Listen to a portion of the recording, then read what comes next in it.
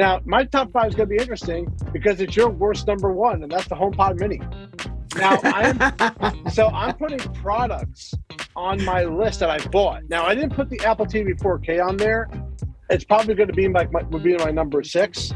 Honestly, the more I thought about it, I should have put Mini as my number 6. The Apple TV is because the Apple TV 4K, the new one, is very fast. Like, again, I compare the Apple TV compared to other like Roku and all the other ones. They're slow compared to the Apple TV. They are fast. And I'm hoping they do more with it. The reason why I put the HomePod Mini on there is, number one, I bought it, so I had to put it on the list. And two, that it's a nice extension in my home somewhere. I didn't want. Right. I put that in my kitchen so I could do timers and stuff. The problem is the HomePod's too far away to do timers, and sometimes can't pick me up. So having that little box there to tie into it, I thought was very valuable. So I liked that add-on to it. Mm-hmm. And I could play, smaller, I could play more sound over there when we're having dinner, so I kind of like having the Mini there. So I did think the Mini was a good buy. $99 is much better for a smart speaker than $350, which ended up being $299. That's for sure. Well, my number 5, and I didn't even think about this until I actually heard them, were the AirPods, 3rd generation with spatial audio. I didn't buy them, but I would have. I didn't buy them, but my sister bought them for her granddaughter, and I kind of tested them out, and they sound good, huh? Pretty damn nice. Do they fit well in your ear? Like for your ears? Yeah. Well, me. Anything. Everyone's ears are different, so honestly, I think different AirPods work for different ears. Like the 1st gen work better than my AirPods Pro because they don't fall out as easily. These fall out very easily compared to that.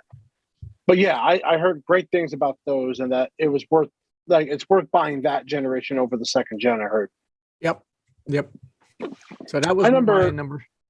My number 4 was Apple adding the avoid tracking feature. They finally released the tracking feature that doesn't allow third-party apps to track your activity. Oh, yeah. Yeah, that was a big thing for you. You liked that a lot. Yeah, I did like it a lot, but I didn't even think of it as That was this is a terrific idea. I like the idea of companies not knowing less about me as possible. Am I going to leave Facebook? No. I'm not going to leave Facebook. I'm not going to leave Instagram because it's also a business tool for me. And I get a lot of inquiries from them. So I need to keep them around. Right. But as far as them advertising to me and trying to get me to buy stuff that they are tracking me to know about, I'm going to try my best to stop that from happening. So I thought coming out with that and going for it, no matter what pushback they got, was still great. Yep. For me, number 4 was the iPhone 13 Pro and the 13. I'm going to spoil this. I did not put the iPhone on my list. No? Even though I bought it. Wow. How come? Well, I told you in my review of it last time that the battery is my biggest problem with it. Yeah. My battery drains just as quickly as I feel as if I had a 12. So I don't feel like it's any better. And again, I haven't done a real world use yet. I have a wedding next weekend to film, so I'll really get to test it out.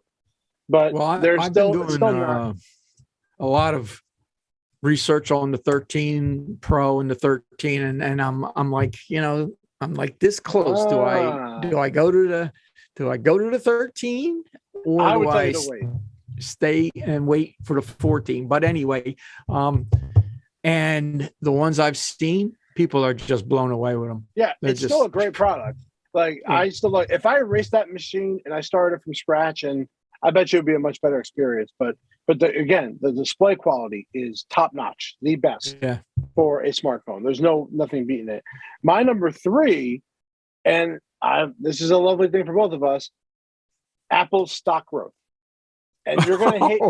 Now, but one of the big reasons this happened was when two major things happened.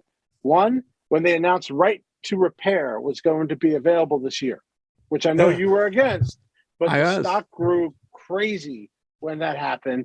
And then when they were valued at a 200 level earlier in December, it grew like crazy again. But Apple stock this year is a tremendous amount of growth within a year. I'm going to look it up right now. I'm going to look up from 1 year ago to where we are now. So 1 year ago, they were at 130, and they are now at 172. Yeah, I was going to say they're almost one. Last week they were close to 180. Yeah, they were up. They were even higher than that, 180. You know, my prediction is that for Apple stock, I think it's going to go up and it's going to split again. I think at some point they're going to split again. Yes, I agree. I mean, they're toying with a $3 trillion company, being one of the first $1 trillion companies again. And then you're like, I mean, how much cash do they have on hand? Well, look, in the Bank of the Netherlands, I have no idea. It's somewhere in the Netherlands, so that's for sure. So it ain't in the U.S. banks, I can tell you that. Well, I mean, the amount of money they have on hand is incredible. Yep. And if you think about... I'd be very curious if they have any debt. I'm assuming they don't, but I'd be very curious. What kind of debt you can have debt with cash on hand. Yeah, debt is a good thing because that establishes your credit, you know. Yeah, but Apple could probably pay off their debt, so I don't know why they just don't do it. Yeah, but that doesn't matter. See, you need to have debt. Okay. Yeah, tell Toys R Us that. Tell Sears. No, I'm not saying excessive debt. I'll give you an example. My father, one time when he was going to go buy a car, my father's house was paid off. He didn't owe anybody any money. He went to buy a new car, and they said he didn't qualify for 0% financing. And my father was like, "What? What are you, crazy?" He says, "Well, you don't owe anybody any money." And my dad looked at him. He says, "So that's a bad thing?" He says, "Well, it's not necessarily a bad thing, but it doesn't establish you as a good credit risk." Mm-hmm.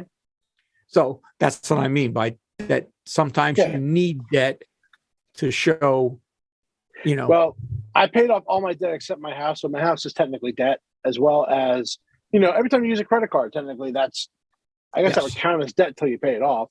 But I'm very clean. This year, the goal, 2023, buy a new house, baby. And that Apple stock is going to be a part of that plan. You're looking for a house? Oh, yes, sir. I'll sell you my house. No, I don't want to live where you are. So. Why? I don't know. Close to where you work? Yeah, to me, not for her. So don't worry about it. Don't worry about it. You ain't selling your house yet. You let me know when you're selling your house and we'll talk. All right. What's your number two? My number two. Oh, no, number three. Number three, yeah.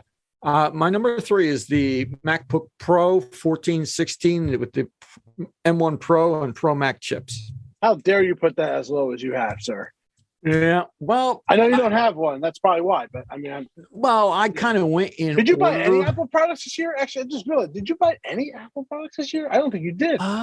No. Wow. Well, not for me personally, but I did bring customers into the store, so I did get my commission.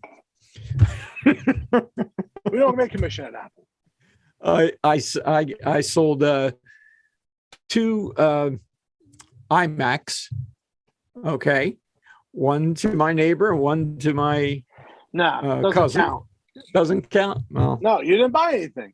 You know how much stuff I bought this year? I bought an Apple TV. I bought a HomePod. I bought AirTags. I bought a MacBook Pro. I bought an iPhone. This is the heaviest amount of stuff I've bought in 1 year. Yeah, when it comes to Apple. Forgetting, I'm a senior citizen. You have more money than me. Income. You have more money than me. I have Social Security coming in. That's it. How much do you have in your stock? Tell me. Tell right now. Now you're getting personal. Now, wait a minute. Stop. You opened up the personal. Let's go. Say it. Say the number. Say it. No. Yeah, that's right. My stock portfolio. You have plenty of money. Don't liar. But anyway, yes, MacBook Pro. Yes, eventually you'll buy one. I know you will. Oh yeah. My number two is one of your favorites, AirTags. My number two. Now I bought them, and I got to tell you, the precision tracking is amazing. So, well, like I said, to me, it's just I don't know. There wasn't enough to entice me to buy one. But you don't lose your stuff. Again, you have your wife. Right. I have a wife, but you don't know where my stuff is. So for me, the precision tracking is good. I like the idea. Like the other day, I couldn't find my wallet. I put the sound feature on. Now the sound's not loud. I would agree that could be a little bit louder.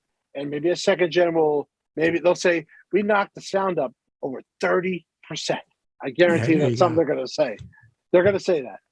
So that's how Apple says it. like 30% more like of sound, which is what they definitely need. And that's the one downside is it's not loud enough.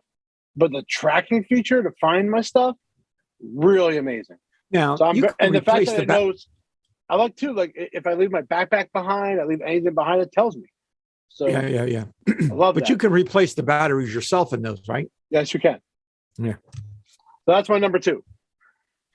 My number 2 is the 24-inch iMac with the M1 chip. Yeah, I I didn't put the iMac really on my like that list. machine. There is some creative stuff in there. I like the idea of the Ethernet going into the power brick. Love that idea. Can't believe that has not been done. Yeah. But, I think it was a little shady that they did a $200 difference between a Touch ID one and an Ethernet one compared to a regular. That was a little stupid. I think they could have they should just released it as one. I would rather them just start at the $14.99. Forget about the other one. The other one's it's not worth it. Yeah. And I mean, if you look at the price differential between some of the options, it's pretty reasonable. I mean, you're talking $200 to increase your solid state drive capacity. I mean, come on. That's like, but I think the design is great. I think it's too thin. I think it would have been nice if they would have had a SD card slot there, but I think they're saving that for the Pro, which is again another thing we talk about for next episode about 2022. But yeah, a good start point for the iMac, and I thought it's beautifully designed. And the fact that they have the old colors, even Monterey, they do the hello in script, which is awesome. Again, Apple's going back to their roots and doing some cool stuff this year, and that's why I think there's maybe there's a reason I bought so much stuff this year, because Apple's doing something right. They're listening to the fans, and they're delivering on every product. I think. Well, the only reason I haven't purchased a 24-inch is because you want a bigger size. I'm waiting to see if and what they do with the 27. Or 30, and we don't know. We don't know what it's going to be. Whatever it's going to be. Yeah. But again, you won't need a pro design machine, but you like the idea of the screen. That's the main reason you want it. Yeah. So, number 1. My number 1 is the product that started it all is the MacBook Air with the M1 chip. That's why it's my number 1. Yeah. Yep. Well, technically, wouldn't the MacBook Pro also count as that? Well, kind of. Yeah. I mean, came out the same day. Well, the MacBook Air, the Pro came out later. The MacBook Air was the first one, and that's kind of started the new Apple Silicon. And I think that's going to be huge going forward. Yeah. I think Silicon is in general going forward because Google copied it this year, and now everyone's going to copy it. Everyone's going to manufacture their own chips. Qualcomm and Intel specifically are in a lot of trouble. Well, I was just going to say, so I guess that means you're going to sell your Intel stock, right? I don't have Intel stock, but I do have Qualcomm stock. That I do have. I will sell that stock the moment that Apple says that they're putting the Intel chips they bought for their mobile side. The moment they put those in there, I sell my Qualcomm immediately because Qualcomm is going to lose all. I mean, they're still going to manufacture for older phones, but in 5 years, they're going to not use Qualcomm at all. Yeah. So, yeah, I 100% think that's a great number 1, which ties into my number 1, which is the very product I bought, the one I'm talking to you right now on, my MacBook Pro 16-inch. The beauty of beautiful right here. Well, this is a game. Again, you can look everywhere. The video you showed me about the audio guy talking about these M1s, there is not one person on this planet that I have looked up that said, I'm returning this because it doesn't do what I expected. Wow. Or that the power is not there, or the battery life's not there. They gave us everything we needed in this device. Yeah. The future of Apple is in this device. The MagSafe coming back, the HDMI coming back, the weights coming back, the beautiful keyboard SD design, card slot, right? The SD card slot, the Retina display with the 120 hertz. At least finally put a 1080p camera in here. Finally. But you're still they should still be a little bit higher than 1080p. I mean, let's be real.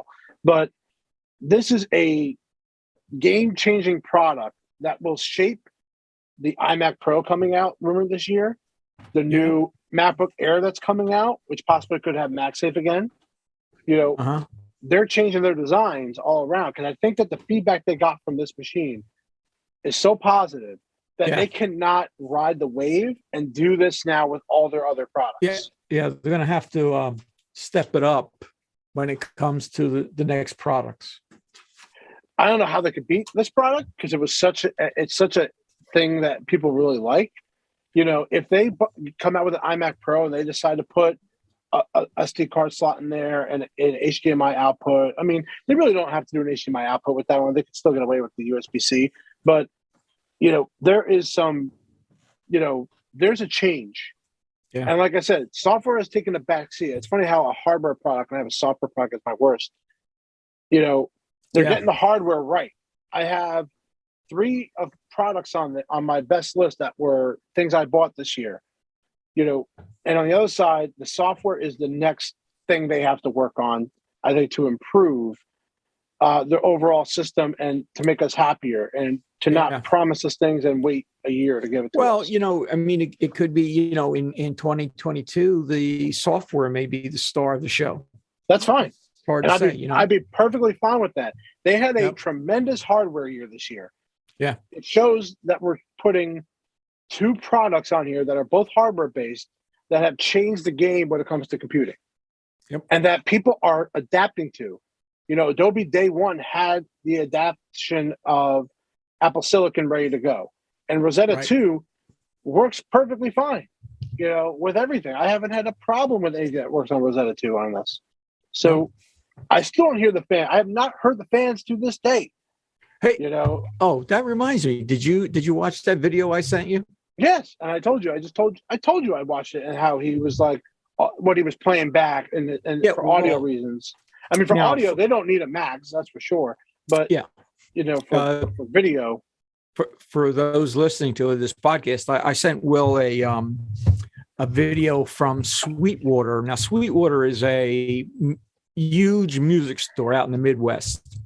I mean, huge. They ship all over the world for musical equipment, audio equipment, recording, and they did a review on the MacBook Pro that he couldn't say enough good. I mean, he had thousands of iterations in his recording software. He says, I can't see anybody ever using this many tracks, but this thing didn't even burp. Mm-hmm. I mean, he was so impressed with it. So I sent it along to you because I thought you would appreciate all that technical stuff. Yeah, it's just like how everyone else talks about this product. It's the same. You know, everyone loves this product. So that's why it deserves to be number one. It should be on the top 5 list of everyone's machine. I'm surprised you didn't put it as number 1, but I can see why you did the MacBook Air. Well, I kind of did it like by date kind of thing, you know. Okay. Well, this is, to me, there's no other number 1 electronic product on this list this year than this product. There is nothing better than this.